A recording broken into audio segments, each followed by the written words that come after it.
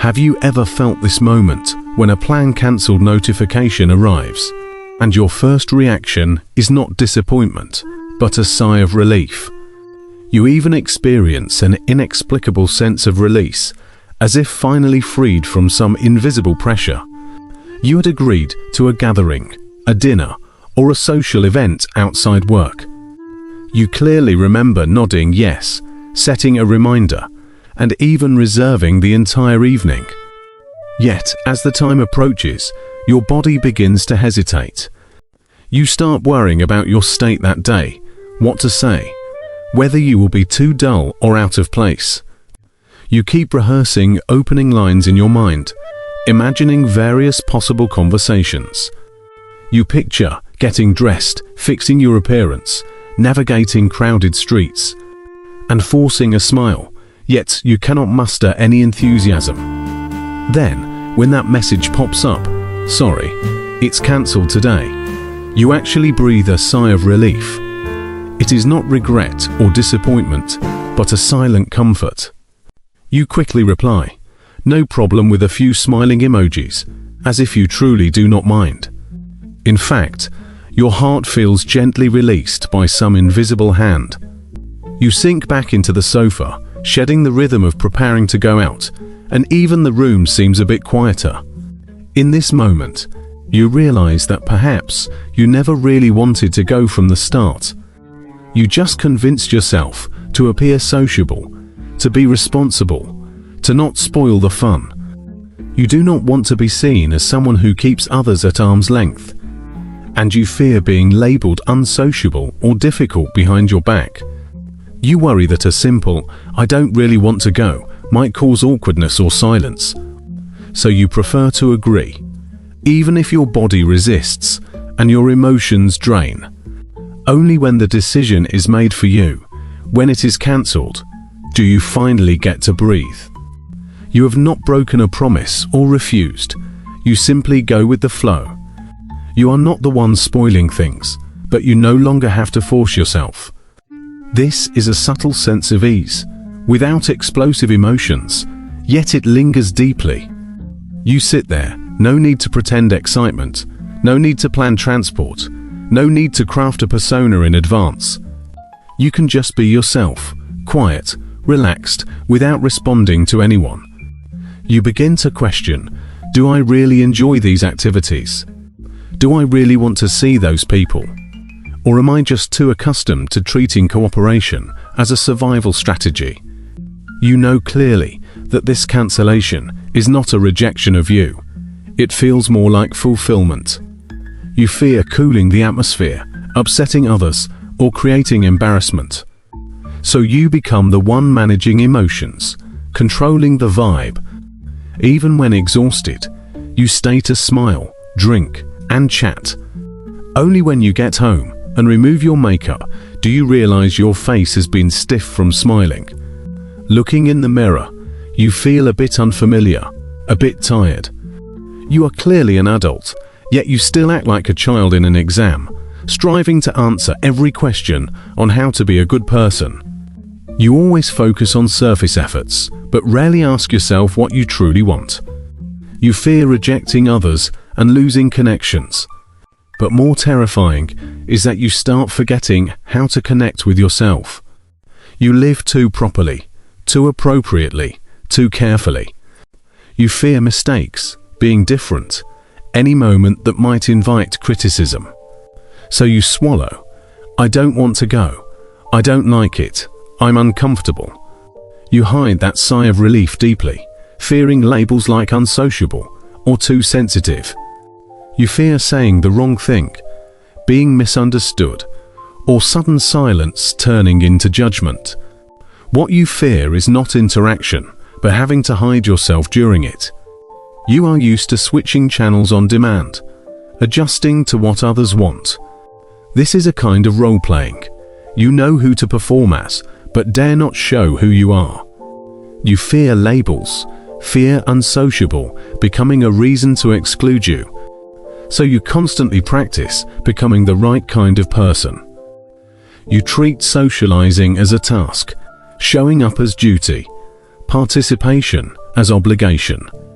You are not antisocial, you are always performing. This is a psychological defense mechanism called fawning, an over-pleasing response. When flight or fight is impossible, you learn compliance for safety. It is a form of trauma response, not your personality, but your adaptation. You learn too early that to keep relationships intact, you must be the one who makes others comfortable. You know opposition leads to distance, authenticity to criticism, so you choose silence. You swallow thoughts like they won't hate me for skipping one gathering, right? You trade attendance for stability, smiles for confirmation of being needed. This is why a cancelled plan brings relief. You no longer need to activate the defense mechanism. You no longer need to boot up the social camouflage system. You can just be, without draining energy or suppressing emotions. You can exist without explaining, maintaining, or managing the mood, just quietly. You feel light because you have been let off the hook. Even a brief reprieve is precious. You are not indifferent or avoiding people. You are simply exhausted. Exhausted from always playing the sociable self, from guarding others' emotions. You begin to understand that belonging comes not from socializing, but safety from cancellations. When you realize no one blames you for not going, your clenched fist finally loosens. When you see dropping the mask does not lead to rejection, you dare show your true face. All these years, you misunderstood yourself, thinking it was social anxiety or laziness. It was just fatigue from not being yourself for too long. You are not unsociable. You just took sociability too seriously.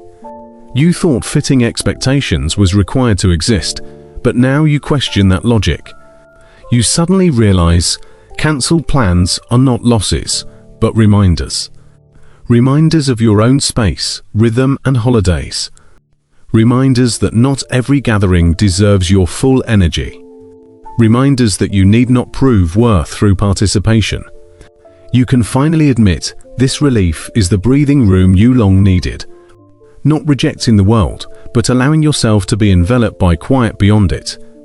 You cannot pinpoint exactly when it started, but you vaguely recall the scene. It was a weekend afternoon. You were young, at a relative's house with family. You disliked the space, stuffy air, loud TV, adults talking incomprehensibly. You sat in the corner, arms hugged, not daring to say you felt unwell. When asked to play with other kids, you shook your head, "I don't want to." Then you heard an adult laugh, so hard to handle at such a young age. How will they ever fit in? You understood hard to handle. You did not cry or argue. You just stood and walked to the unfamiliar kids. From then on, you learned default compliance was safe. Refusal brought trouble. You learned to suppress emotions, keep needs unspoken, hide fatigue. Among friends, you learned whatever works. With family, I'm fine. You discovered early that being quiet, sensible, low maintenance made people like you more. But behind those good reviews hid pieces of yourself slowly lost. You even mistook this for maturity. You became the one always accommodating, sensible to near transparency. You grew used to suppressing instincts, never daring "I'm tired" or "I don't want." Each time you muster courage to refuse. That adult scolding gaze or a teacher's stern tone flashes. A voice reminds, "Don't disappoint others." You are unsure when you started putting self last. Perhaps a dinner where no one listened, or a birthday where you forced joy. You forgot how to refuse, only remembering to consider the big picture. So you learned to hide bit by bit. Hide fatigue, irritation, resistance, even preferences. You became the one who sighs in relief at cancellations, but says, "What a shame." You blame no one. You know it is not their fault. But you realize these small accumulations shaped who you are today. You even habituated to letting others decide giving up for you. You only release that long-held breath when cancelled. These experiences did not end then. They were not forgotten, but internalized into habits, reactions, beliefs. You began believing only cooperation avoids trouble. You told yourself, I cannot spoil things, refuse, or be unsociable. No one said it explicitly, but you learned from countless glances, tones, silences. You internalized your own rules. If I yield, people will like me more. If I keep the mood, no one feels awkward. If I stay silent, I won't err. You built a stable external life with these, though it never truly belonged to you. You became the whatever person. So used to considering others, you forget when you were last considered. In group chats, you are last to say, let's stick to the plan. You have opinions, but default harmony over self-expression. You even preempt others' reactions and adjust to avoid conflict. You became adaptable to all yet increasingly misfitted to yourself. You grow wearier, but cannot pinpoint why. Relationships seem fine, even good on the surface. But many rest on your constant concessions. You habitually zone out alone after gatherings, remove the mask on the way home. Berate yourself post-agreement for not saying no. You too rarely ask, do I want to go? You even fear the question, knowing the true answer might isolate you. You fear rejecting and being rejected. You treat participation as duty, compliance as skill, fatigue as growth's cost. You consume yourself with each yes. You know the costs. You feel increasingly weary, empty. You more easily want silence, no interaction, no forcing. Even simple outings feel like tasks. Not from laziness, but knowing outings require another performance.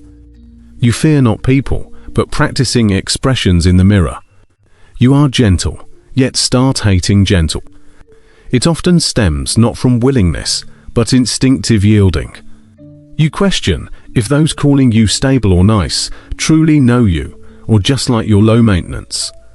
You grow quieter, better at managing scenes, less expressive of true feelings. But lonelier too. You see plan cancelled as a gift, the only time no decision is needed. No weighing, calculating, judging. You can just sigh unmasked, even for seconds, like long-lost belonging. You understand this fatigue. It's not from wrongdoing, but neglecting your true self too long. You trade compromise for connection, unaware the cost is growing isolation. You appear flawless, but know the accommodating self teeters on collapse.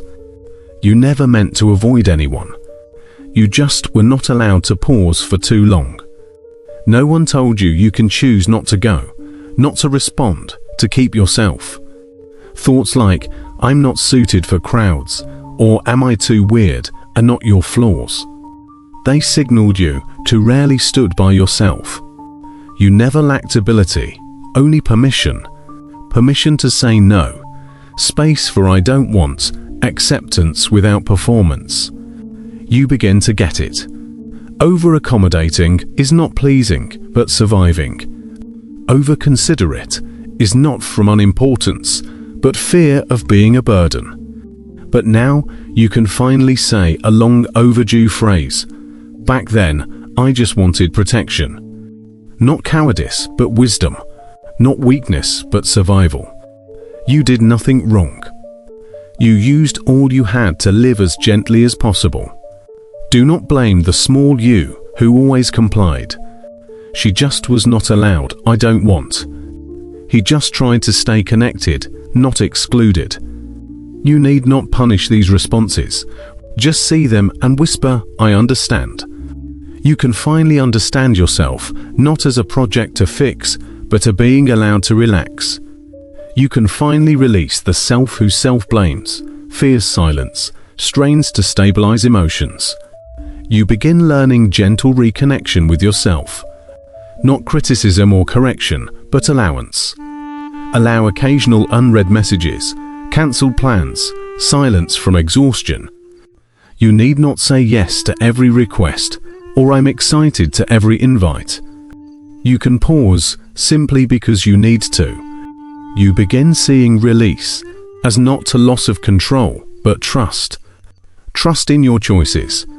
You begin seeing refusal as not rupture, but boundary. Boundaries protect you, not push others away. You finally know you were never wrong. You always strive to live. That effort just went unacknowledged. Now, acknowledge it yourself. You deserve ease. You deserve breath. You deserve not trading your whole self for others' sociable. You can finally loosen that over tightrope, even slightly. You can finally say, I'm not going. No reason, no guilt. Just because I don't want to. You begin practicing release. Not of others, but the people-pleasing self. You try slower replies in conversations. Try asking upon invites, do I want to go? Try saying, I'm a bit tired today, even softly. You begin experiencing feared consequences do not materialize. No one leaves forever over your refusal or negates you entirely. You just retract a little. Others remain. You begin seeing the world more tolerant than imagined. You need not be the always on-time person. You need not be forever online. You can occasionally say, I don't feel like talking today. You can occasionally be silent, hesitant, withdrawn. You can even explain nothing. You have the right to reclaim your rhythm. Not all blanks must be filled. Not all ties maintained. Some silences let you hear your voice. Some cancellations let you say, I don't want. You allow yourself fatigue, mess, untimeliness. In cancelled plans, you reclaim your true space. No interruptions, tasks, roles. Just you. You begin loving days outside plans. You lie in bed, watching light shift across the window. You enter the kitchen for a bowl of soup just for you. No rush, no hurry, no responsibility to anyone. You begin feeling long-lost freedom. Not travels, but inner loosening. You finally need prove nothing, accommodate no one. You can just exist. You are no longer the emotion bearer or relationship glue. You are not anyone's firefighter or mood fixer. You are just you, able to breathe on your own. A complete, undisturbed self without performance. You finally understand true belonging comes not from others' approval, but allowing yourself to stay put. You finally understand true intimacy is not I'm always here, but I'm truly here when I am. You finally understand healing is not changing to fit, but returning to a state without defense. You finally understand those unsaid I'm tired should have been heard long ago. You can finally tell yourself, from now on, I will hear them. Hear body's tension, heart's refusal, the long ignored you. You begin believing dropping unfit connections is not loss. It means approaching your true self. You begin understanding cancelled plans are sometimes not missing out, but coming home. Not to a place, but to the self you never truly left. You begin understanding healing is not becoming someone new. It is slowly remembering the you who existed without explanation and was still allowed.